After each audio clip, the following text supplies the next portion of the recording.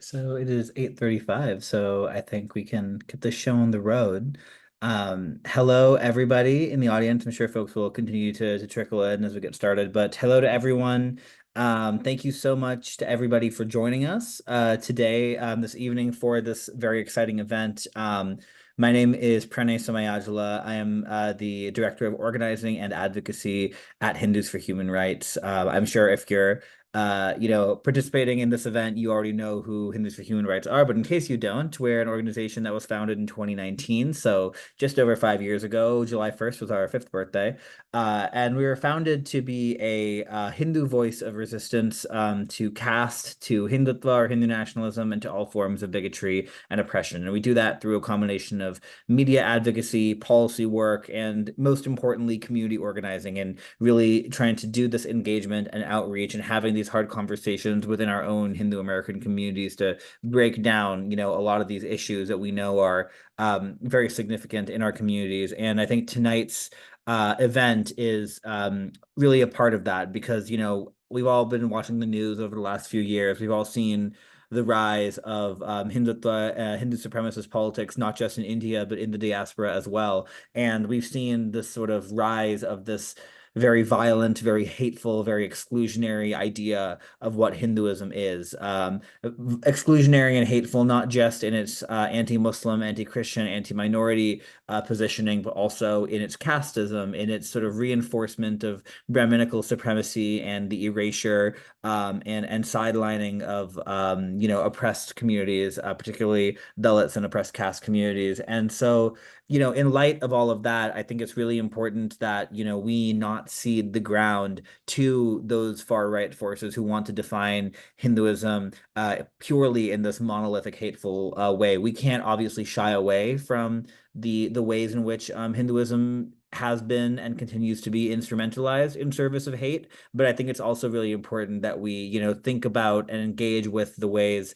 that Hinduism can be, has been, and will continue to be, a source of inspiration for liberatory movement, for progressive forces in society.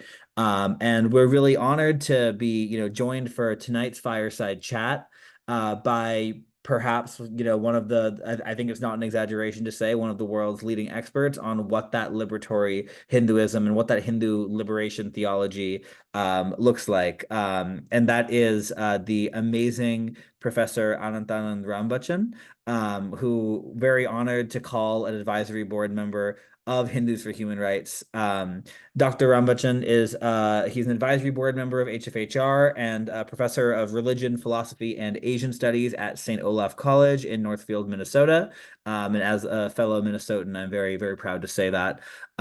He's also the co-president of Religions for Peace and has been involved for more than 30 years in the field of interreligious relations and a dialogue as a Hindu participant and analyst, focusing in particular on, as I said, liberatory and progressive traditions within Hinduism, which he has, encompassed in several of his writings, in particular his book, A Hindu Theology of Liberation. He's the author of many books, and the BBC has transmitted a series of 25 of his lectures around the world. So we're really honored to have Professor Rambachan here with us today.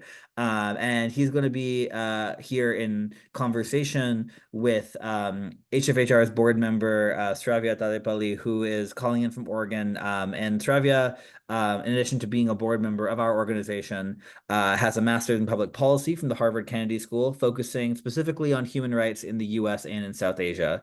Prior to attending the Kennedy School, Sravya worked as an employment advisor at a community action agency in rural Oregon. And she's written extensively and reported in various outlets, including The Nation, The Lily, Prism Reports, American Theater Magazine, and other publications. She's also a 2018 Truman Scholar and someone who has also, in her own writing and work, I think, engaged in really interesting and exciting ways with a lot of the themes that are, going to be touched on in tonight's discussion. This is, I really have a very limited role to play here beyond introducing our speakers because it really is the conversation with between Sravya and Anantji that I think is really going to guide us tonight. So the way this will work is I'm going to pass it over to Professor Rambachan to speak for 10, 15 minutes or so, has prepared some remarks for us. And then we'll open it up for the discussion with Sravya. That will last about 15 minutes.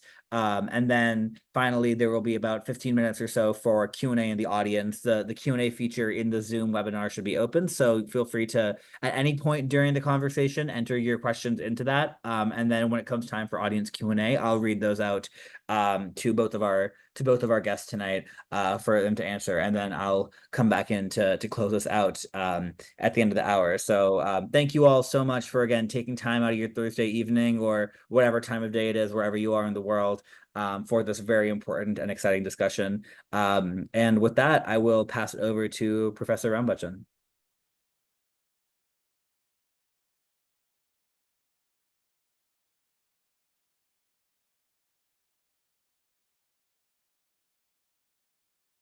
Thank you very much, Renee. And let me begin by welcoming all of you who have joined us for this conversation. I am honored and delighted to be here with you, and I want to express my gratitude to Pranay and Sravya and Sunita Vishwanath of Hindus for Human Rights for conceiving this chat and for inviting me to be involved in it. So welcome, everyone. I'm going to start with some general remarks on liberatory Hinduism. And then, as Pranay said, we'll move to a discussion first with Sravya and then with all of you. When I speak or think of liberatory Hinduism, what do I think of? And I want to outline a few of the characteristics of this way of thinking about and understanding the Hindu tradition. Firstly, a liberatory Hinduism makes a shift in where the tradition puts its emphasis. It shifts from a focus on liberation conceived as a post-mortem event or a post-mortem goal or destiny to an emphasis on the character of existence in this world. It does not dismiss post-mortem considerations, but gives deep value and perhaps even more value to the quality and character of our lives in this present world. And liberation is no longer narrowly construed as emancipation from this life into a future life, but on freedom from poverty, powerlessness, and injustice in this world, in this life. So the emphasis on this life is the first point I want to make. Secondly, I think that a liberatory Hinduism would want to call attention to suffering and to oppression as a social phenomena, while recognizing the significance of personal choice and responsibility. I think the focus of a liberatory Hinduism is upon the suffering that we as human beings inflict upon each other by unjust structures. These structures include economic, social, political, but also religious structures. In other words, a liberatory Hinduism will call attention to the social character of human existence and the ways in which oppression and injustice are embedded in the basic structures of the society in which we live. So the implication here is that change is not only personal change, but also transformation of social structures. Thirdly, I think liberatory Hindu tradition will lift up and give significant value to justice. In other words, for a liberatory Hinduism, religion and justice are inseparable. The practice of justice in human relationships would be the highest expression of um, the religious, or the meaning of the religious life. The interior life of spirituality and piety must find outward expression in a commitment to justice and social relationships. So these two dimensions complement each other. They nourish. One is incomplete without the other. Without a concern for justice, personal spirituality becomes self-centered. And at the same time, we need the nourishment of practice and spiritual discipline to provide the motivation for the work of justice. So justice and spirituality have an interdependent relationship in a liberatory Hinduism. I think that many traditions have liberatory movements. I will just give you two examples. In the case of the Christian tradition, in the 1960s, we saw the development of what is called liberation theology. Especially this was a theology that was developed in a very special way by Catholic theologians in Latin America. There are some well-known names. Gustavo Gutierrez was a Peruvian priest, and he was instrumental in the formulation and articulation of liberation theology. It was not an easy part for him, and there was much opposition within the church about this theology. In the Buddhist tradition, I would point to and lift up the engaged Buddhist movement that is associated with the life of the late Vietnamese monk and teacher, Thich Nhat Hanh, who sought to interpret the Buddhist tradition in ways that were directed to overcoming suffering caused by injustice, and oppression in the socio-political and economic spheres. In the case of the Hindu tradition, we do not have an organized movement corresponding to, let's say, engage Buddhism or to the Christian liberation movement. And in this presentation, of course, I want to argue for such a liberatory Hinduism and to identify the theological resources that the tradition may be summoned to support. So although I would say that we do not have yet, we have organizations that are seeking to do this kind of work. Of course, Hindus for Human Rights is at the forefront of this effort to build a liberatory Hindu movement, as well as I would speak also of sadhana. So while we don't have, a long established organized movement, but it is clear to me that the concerns of a liberatory Hinduism are not alien to the Hindu tradition. And I will just quickly, identify what I mean by that. I always like to cite a prayer, which, as Hindus, we all know, we all recite, which is the prayer, Sarve Bhavantu Sukhina, Sarve Santu Niramayaha, Sarve Bhadrani Pashyantu Ma Kasyat Dukha Bhag Bhavet. May all be happy, may all be free from oppression, may all know goodness, may no one suffer. I see this prayer, may all be free from suffering, not simply as the expression of a hope, although it is indeed hopeful, but as an invitation also for us to inquire into the sources of human suffering and oppression, and especially to inquire into the structural causes of human suffering and oppression. So we can't hope to liberate human beings from suffering without addressing the fundamental causes of such suffering.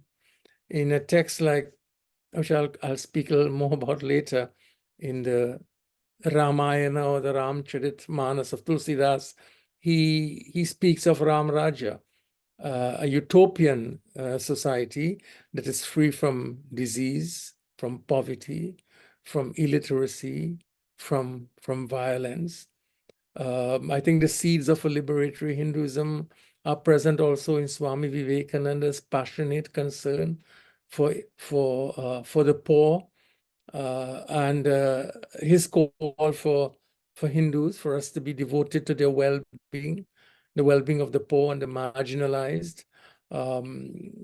You will perhaps remember some of his most famous words, that I don't believe in a God, he said, which cannot wipe a widow's tears or bring a piece of bread to an orphan's mouth. I also think of Mahatma Gandhi, who spoke eloquently and vigorously about the fact that we cannot separate the social, the political, the economic, or religious dimensions of human existence into watertight or impermeable compartments. All of these are interrelated, all of them are concerned with human well-being.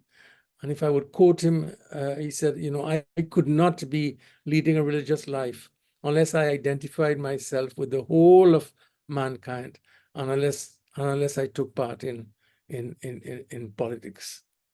So he saw his political work to transform society as a vital expression and component of his religious life. So I think in articulating what a liberatory Hinduism would mean, we are not, completely breaking new ground.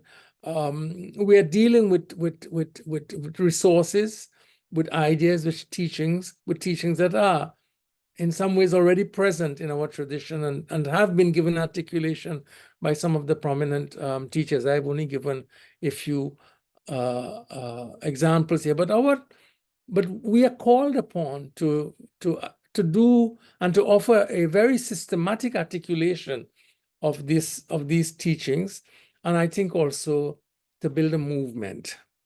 This is our challenge: a systematic articulation of a liberatory Hinduism and a movement that would embody that vision. And we do need it. The necessity for a Hindu liberation tradition arises from the fact that, as in other religious traditions, there are issues of injustice that need to be addressed. It is unfortunate, and prominent among these are caste and patriarchy. These are only two examples that I am giving. It is unfortunate that in both of these areas, I think the argument and struggle for justice and for freedom are too often disconnected from the Hindu tradition. So what a Hindu liberatory tradition is one that would be grounded in some core fundamental teachings of the tradition and not be outside of this tradition.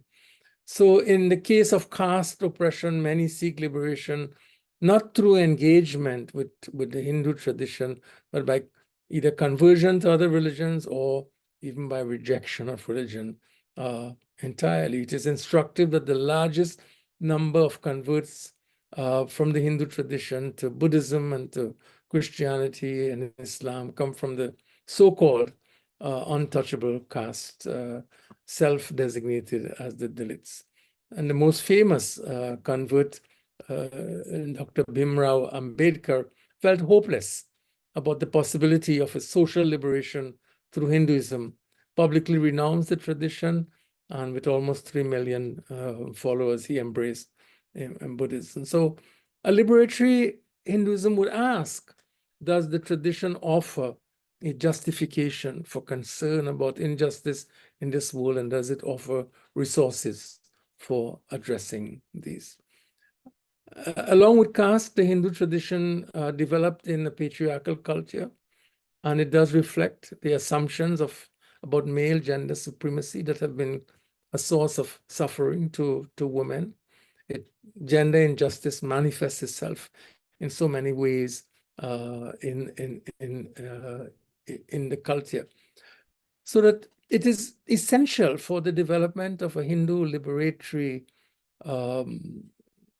theology that we are ready and willing to acknowledge the reality of injustice, past and present, in our tradition.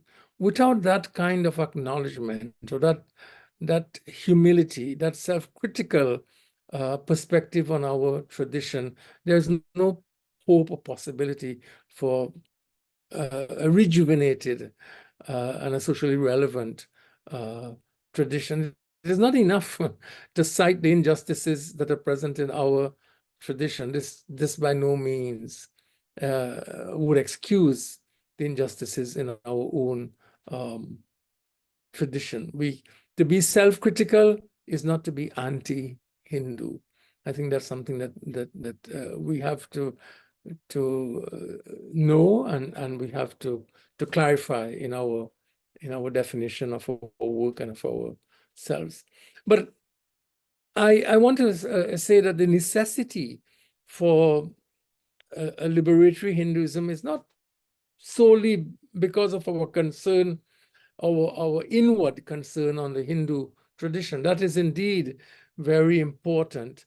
But it is a liberatory Hinduism is necessary also because we live in communities in various parts of the world, not only in India, that are challenged by problems of poverty, gender injustice, oppression, economic and political oppression, lack of adequate healthcare, employment opportunities, poor wages, opportunities for education.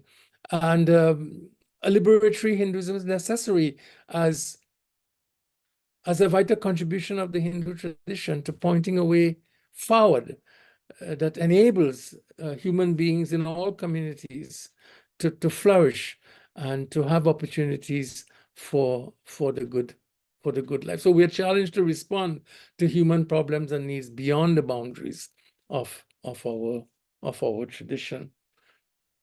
I think there are many challenges to the development of such a theology, and we have to respond to those challenges. And I'm sure it's in my conversation with Sravya, we will speak about some of those challenges. But just to briefly mention, I think there are prominent interpretations of the Hindu tradition that lead to world renunciation and not taking life in the world seriously enough to want to address such social, economic problems. There is a focus on liberation as dealing exclusively with life beyond this world and not with the quality of life in this world. I think there are interpretations of the doctrine of karma that seek to justify structures of injustice and oppression as the consequence of events in past lives, and that I think weakens the resolve and desire to implement and effect changes in this life, and even to justify the hierarchical structures of caste. And then Prani also mentioned in his opening comments, I think we're also challenged by the rise and dominance of the ideology of Hindu nationalism or Hindutva, which I think is also a contributory factor to or challenge to the development of a vigorous Hindu liberatory theology. So I think with these opening remarks, I would stop and leave enough time for Sravya's questions, as well as questions from the members of our audience who are with us. Thank you so much, Professor Rambachan, for these really powerful and thought-provoking remarks that we gave you a very, I think, tall order of speaking on such a, I think, a wide-ranging subject in just 15 to 20 minutes, but I think you did a great job. I see some questions already coming into the Q&A, so please, folks, continue sending those in. And then after Sravya and Ananji have a little conversation, I'll read some of those questions out. Before I pass it over to Sravya, just because, of the discussion that Ananji you raised about caste and about Dr. Ambedkar specifically, I just want to sort of share with folks a quote from Dr. Ambedkar's Annihilation of Caste, that I think is something that I personally, in my work with Hindus for Human Rights, often carry with me and think about. Which is to say that, Ambedkar is very famous for having led a mass conversion away from Hinduism, having personally rejected it. But he also recognized the need for Hindus who want to stay within the Hindu fold to be taking up the mantle of reforming our religion. He didn't believe that Hinduism could not be reformed, but rather that Hindus had a responsibility to do so. And he writes in Annihilation of Caste, quote, "You," meaning the Hindus, "must give a new doctrinal basis to your religion, a basis that will be in consonance with liberty, equality, and fraternity, in short, with democracy.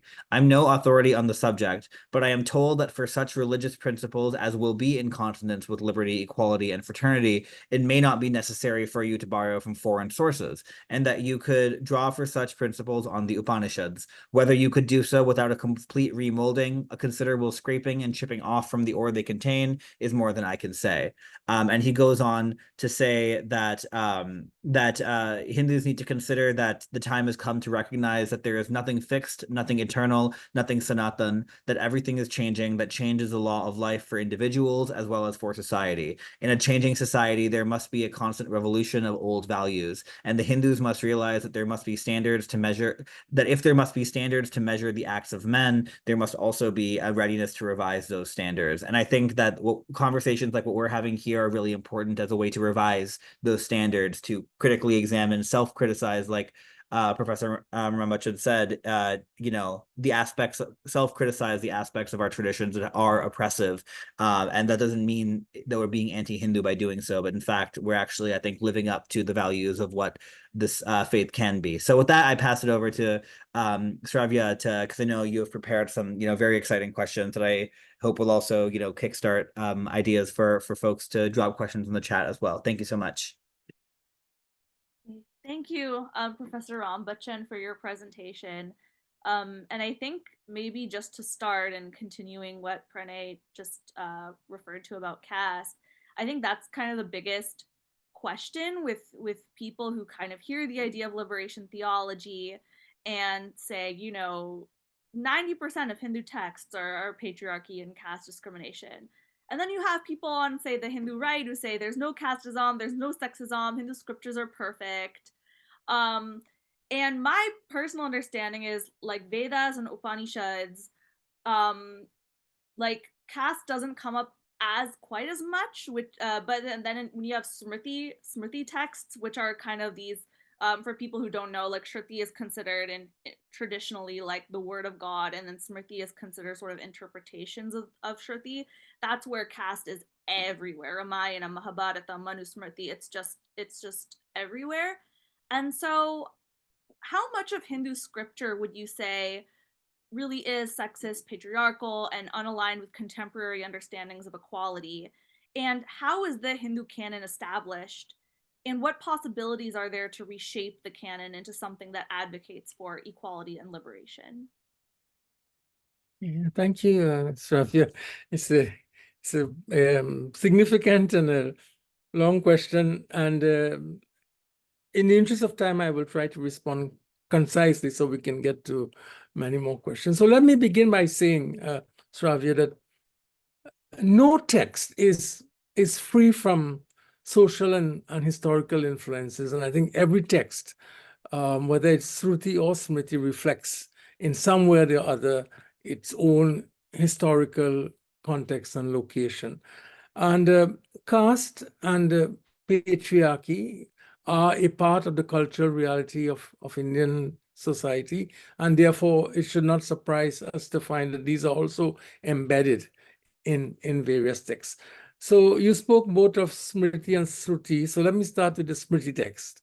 So in the traditional understanding, as you hinted, Sravya, the Smriti texts are secondary in authority to Sruti, and by Sruti we are speaking primarily about the Vedas.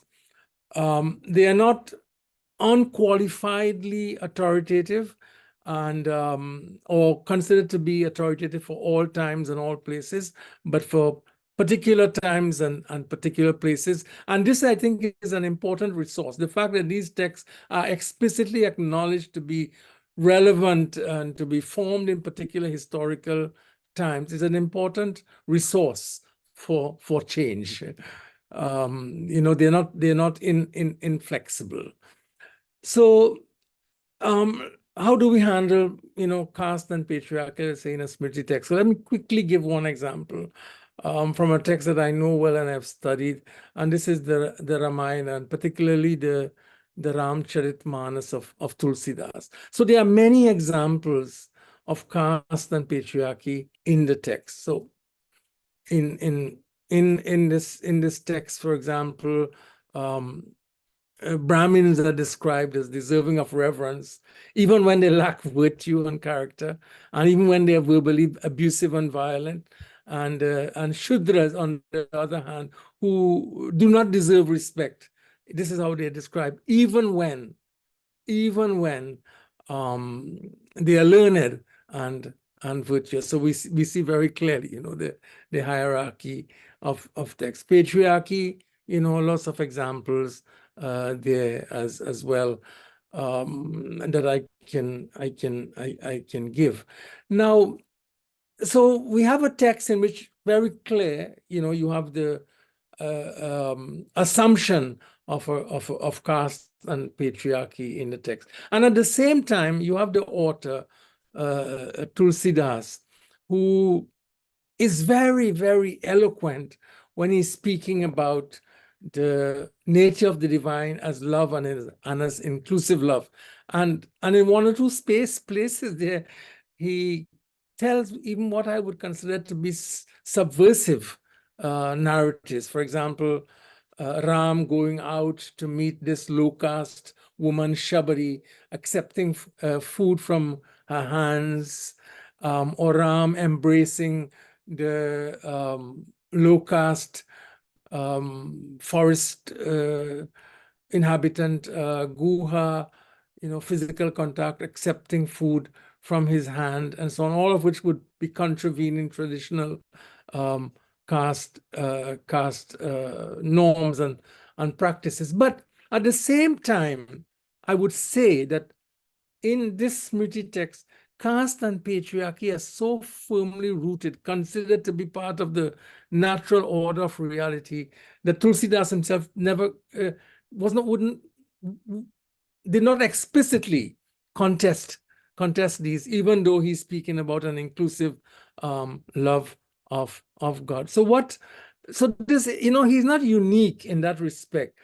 If we look at other traditions, say the Christian tradition, we see like important influential historical figures like John Calvin and Martin Luther spoke about divine love within the limits of a very conservative feudal society, which they did not integrate, which they did not interrogate. They saw it as a divinely ordered feudal hierarchy.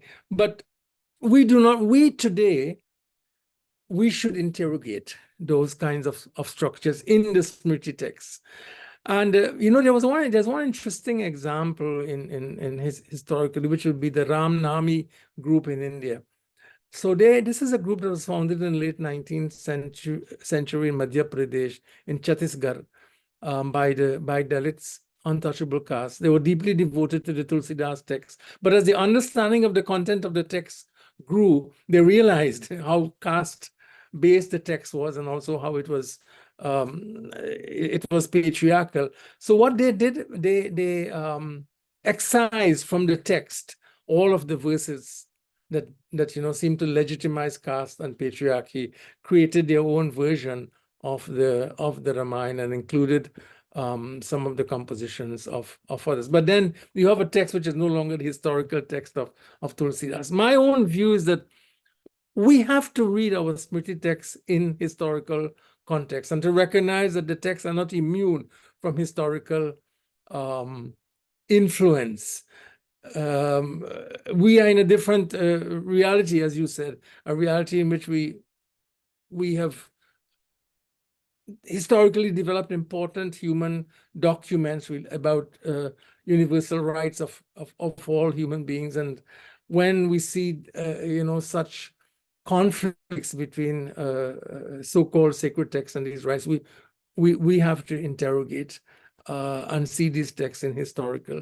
So I think we need a complex approach to texts like the Smriti text, in which caste and patriarchy are present, and using the very nature of the divine as love, which was about which Tulsidas was so eloquent. This is an important theological insight and norm that becomes a basis for us to challenge those structures. Sravya, a very quick word on Shruti, because I don't think that the Shruti texts are exempt from the reality of caste. And there are many examples that I could also give from these texts, again, which are located in the context of a society where the Varna system was taken as reality. But I think that there's a way forward here as well, and I've been employing that in some of my own work. And this is that Shruti has been understood traditionally as a source of valid teaching, a source of valid knowledge. In Sanskrit, Sravya, we speak of this as a pramana. And there are two criteria for a valid pramana. One is that it must not teach anything that is contradicted by other valid sources of knowledge. And secondly, it must tell us something that cannot be known otherwise. So if we apply those criteria to determining what is true and untrue in the Shruti, I think it can become a very valuable tool for dealing with verses that seem to justify the realities of caste. I'll give you one example, and I'll end this this long response to your question. Let us take the traditional argument for caste and hereditary occupation. Well, let us say that someone argues that human occupation should be on the basis of birth or caste. Then, and suppose we find such an argument in a scripture text, then we are in a strong position to argue that this contradicts valid knowledge as we know, because we, on the basis of our experiences, birth does not determine a person's capacity to perform a particular or to excel in a particular kind of work. In fact, Ambedkar himself used this argument against caste, in arguing against hereditary occupation. You were saying, why must a human being follow ancestral calling, even when it does not suit his capacities, even when it has ceased to be profitable? So he was using that argument to refute the argument for caste as hereditary occupation. But I think there are grounds for such an argument even within the Hindu tradition, because if a Shruti text contradicts what we know to be true from other valid sources of knowledge, we are not obliged to accept it. So if someone says that women are intrinsically inferior to men, that contradicts what we know, the truths that we know from other sources of knowledge. And so we are not under obligation to accept it. Yeah, and I think another thing that we often have been talking about recently, for example, in sadhana about Smriti, is that it can be something that you create. Like Smriti is something that is created by people, and people, like the people who kind of revised Tulsidas's Ramayana, that can happen now. Yes. And there's this really interesting example of a text or example in London. There was a group of in an Indian Black neighborhood where they did a play of the Ramayana, and they made, for example, the 10 heads of Ravana different social evils that they were facing in their community. Right. Like one head was the police, one head was like a white supremacist, one head was like poverty or like some greedy banker or something like that.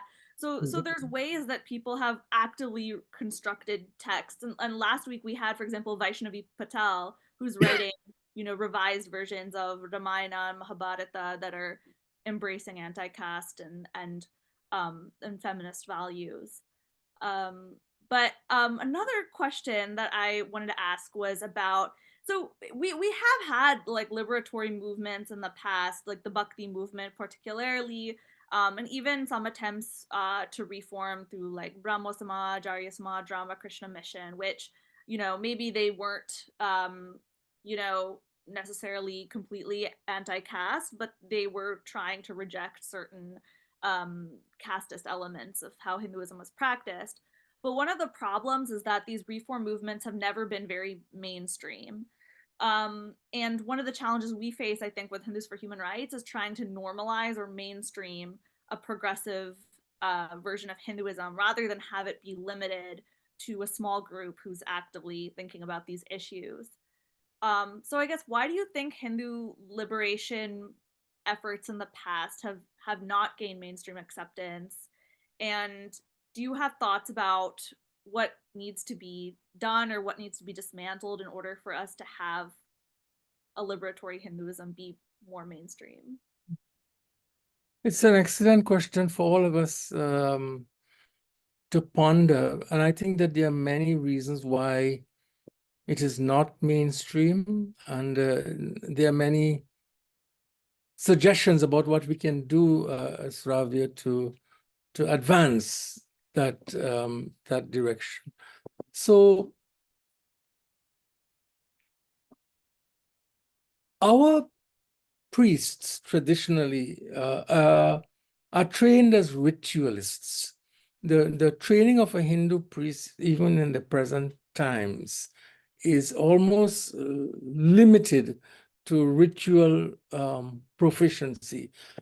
So priests are not trained to be what we would speak of as theologians or teachers of the tradition. Their expertise is particularly in the performance of Vedic rites and rituals, and so they are often not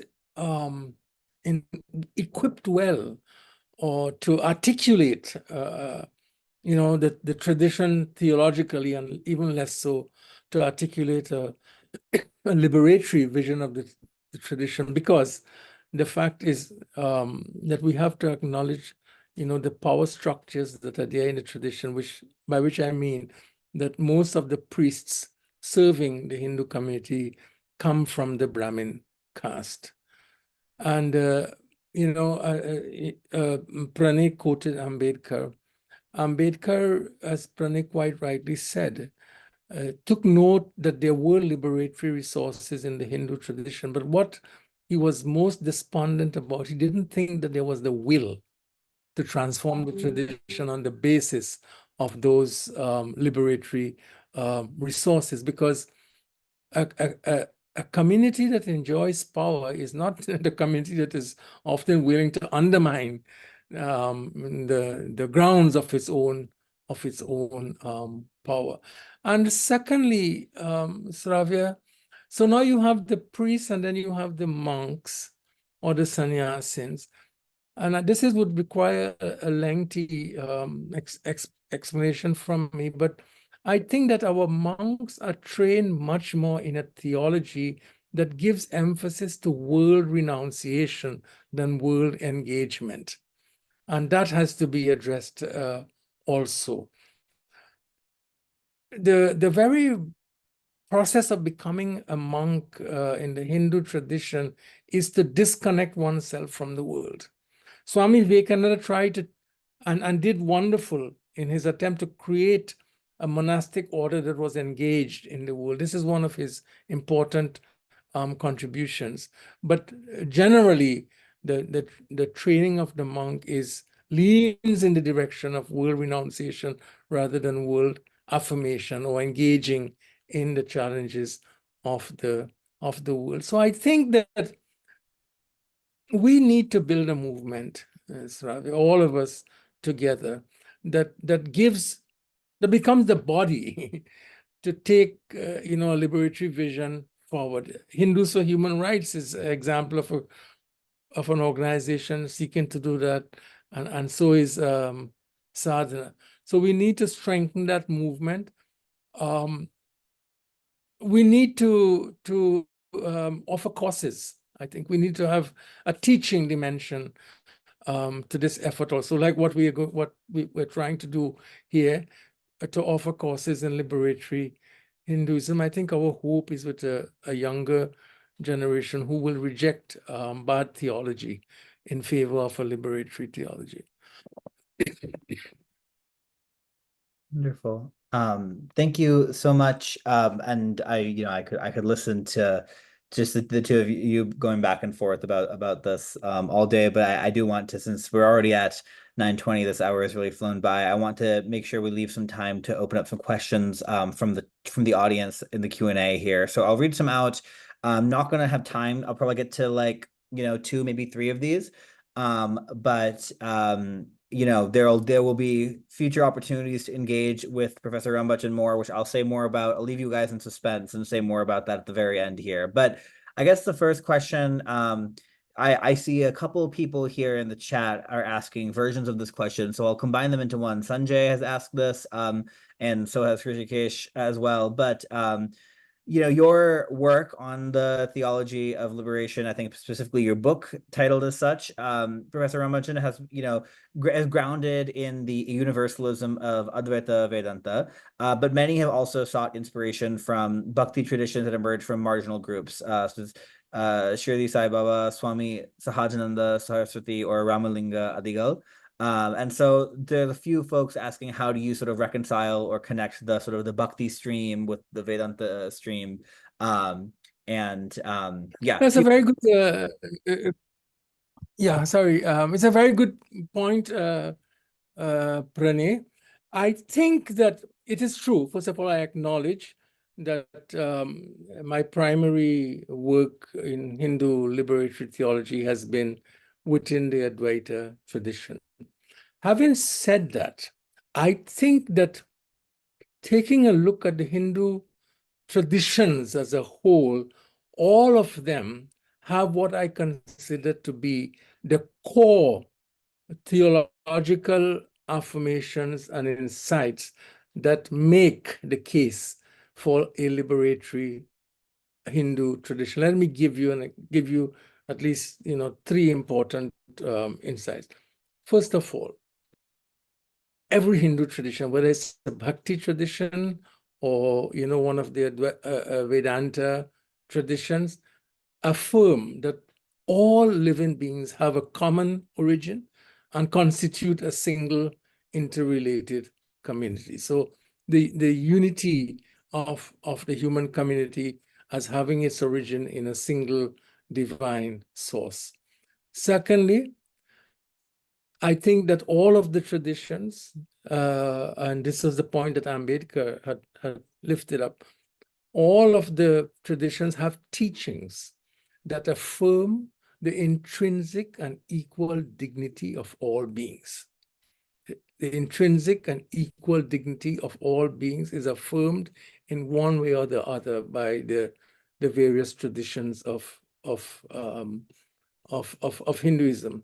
And this means that for these traditions, whether Bhakti or Vedanta, we cannot value the sacred, the infinite sacred, whether we call that infinite sacred Brahman of the Upanishads, or Krishna of the Bhagavad Purana, or Rama of the Ramayana. We cannot value the sacred infinite and devalue human beings, or be indifferent to the social, economic, cultural, or political structures that devalue them. We cannot value the one sacred infinite being and devalue those in whom this one being is present and expresses itself. So I feel that we have a common core ground across our traditions that would, and I'm willing to defend that, that justifies the liberatory tradition. And we have to find partnership around those core theological insights, whether it's in the struggle to overcome caste, to overcome gender inequality, because this vision also in terms of contemporary relevance in all of our traditions, Pranay and Sravya, is not an anthropocentric vision in the sense that it also embraces the well-being of the natural world. It affirms the sanctity and reverence for that world. So that's the direction I would go with that question, Pranay. Thank you so much. That was a very informative answer.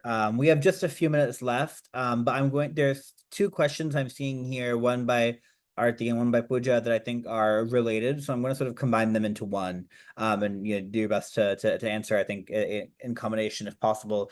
So there's questions, I think, about the actual study of and engagement with these texts and practices from a libertarian perspective. Arti has asked about what is the path for those of us who wants to study the texts and scriptures, given that there's a pretty much a lack of satsang groups that actually follow this liberatory approach that we're talking about. What would it look like for us to sort of I think create those spaces for ourselves? And relatedly, Pooja has asked that given the very problematic nature of a lot of the existing priestly or monastic traditions that you've talked about in Hinduism, that there are more gurus who also have tried to talk on a more populist level directly with the people about interpretations of the scripture and a more sort of I think engagement with the congregation, engagement rather than a more removed or sort of rarefied monastic tradition. So what context would you put those in with liberation theology? So really, so just opening to any sort of insights or thoughts you have about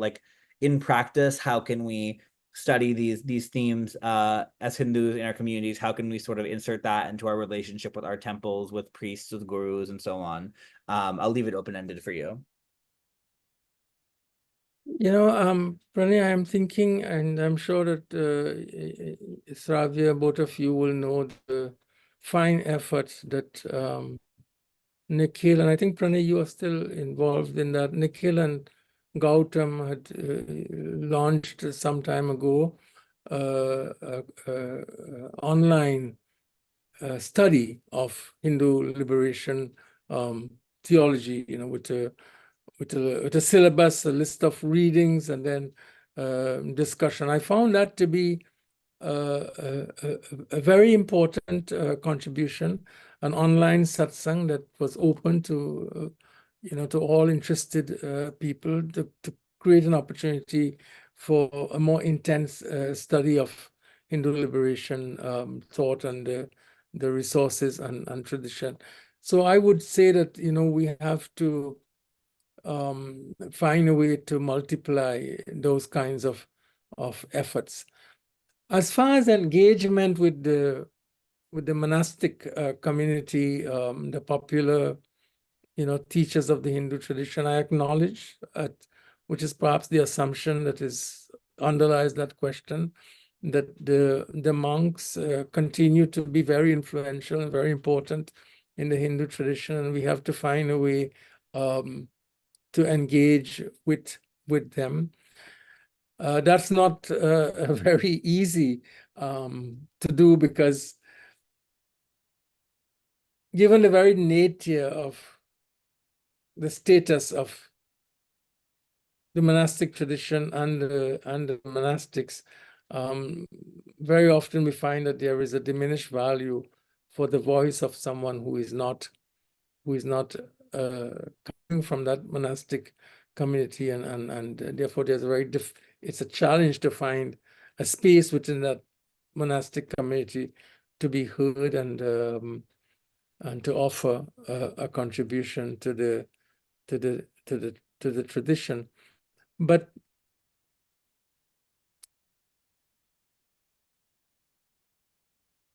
I have tried, perhaps not with the kind of success that I hope for, but in recent visits to India, I have had the opportunity to speak to monks in the Ramakrishna mission about my vision of a liberatory Hindu tradition. I proposed a course for the Chinmaya mission that seeks to introduce the study of liberatory Hinduism. It's not yet approved or accepted, but I think we have to continue trying to get the voice of liberation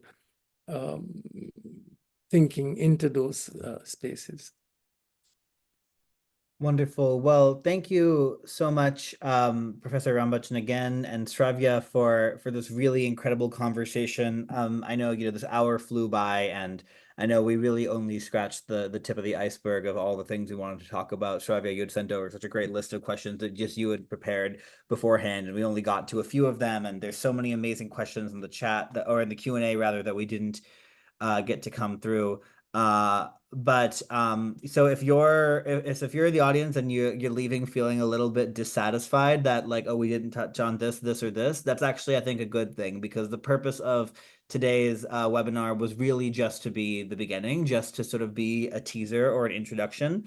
And I'm very, very excited to announce the real purpose of this webinar, which is to share that Professor Rambachan has very generously offered to host a course for Hindus for Human Rights members the upcoming fall, over the course of multiple weeks in the fall, to really dig into various issues around Hindu liberation theology. Not just about caste, but obviously that will be very central, but about feminism and patriarchy as well, and other issues that didn't get touched on today at all, issues like LGBT rights, climate change and environmentalism, which I know was also asked about in some of the questions that we didn't get to.